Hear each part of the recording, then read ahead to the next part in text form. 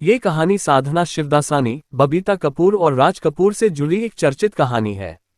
कहा जाता है कि साधना और बबीता चचेरी बहनें थीं, लेकिन दोनों की परवरिश और सोच अलग थी। साधना ने छोटी उम्र में संघर्ष देखा, जबकि बबीता एक बेहतर और आधुनिक माहौल में पली बढ़ी थी। 1964 में फिल्म दूल्हा दुल्हन की शूटिंग के दौरान एक दिन राज कपूर ने साधना को लंच के समय बुलाया। बातचीत में उन्होंने बबीता और अपने बेटे रणधीर कपूर के रिश्ते की बात उठाई।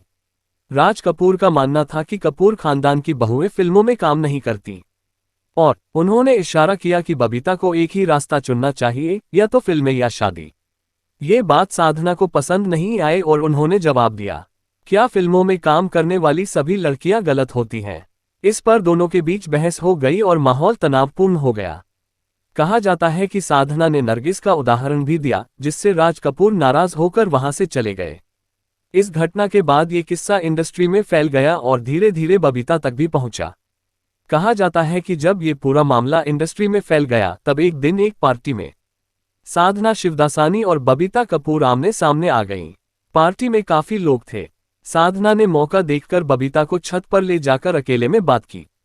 साधना ने शांत लेकिन गंभीर आवाज में कहा, देखो बबीता, मैं तुमसे बड़ी हूं और तुम्हारा भला चाहती हूं। मैंने जो देखा और समझा है, उसके हिसाब से राज कपूर इस रिश्ते से खुश नहीं है, और तुम्हें ये बात समझनी चाहिए। बबीता ने पहले तो हल्के अंदाज में बात सुनी, लेकिन फिर उनके लहजे में तंज आ गया। उन्होंने कहा, हाँ, तुम तो बहुत बड़ी हो, इतनी बड़ी कि हम तुम्हारी ऊंचाई तक पहुंच भी नहीं सकते। तुम तो लाखों रुपए कमा रही हो। ये सुनते ही साधना को गुस्सा आ गया। उन्होंने थोड़ा तेज होकर कहा, चुप रह, ये पैसे की बात क्यों ला रही हो बीच में? मैं तुमसे बड़ी हूं और छोटी बहन औलाद जैसी होती है। मैं तुम्हारा बुरा नहीं चाहती। इतना सुनते ही बबीता का गुस्सा भी बाहर आ गया। उन्होंने सीधे सीधे जवाब दिया, औलाद जैसी? तो फिर ऐसा भला मत सोचना कि जिंदगी में औलाद के लिए तरस जाओ। ये बात सुनकर माहौल बिल्कुल सन्नाटे में बदल गया। कहा जाता है कि ये शब्द साधना के लिए बहुत गहरे थे, लेकिन उस समय साधना ने खुद को संभाला। कुछ देर दोनों चुप रहीं, फिर बिना कुछ कहे नीचे पार्टी में वापस आ गईं, ऐसे जैसे कुछ हुआ ही नहीं। लेकिन इसी बातचीत के बाद कहा जाता है कि साधना और बबीता के रिश्ते में हमेशा के लिए दरार आ गई।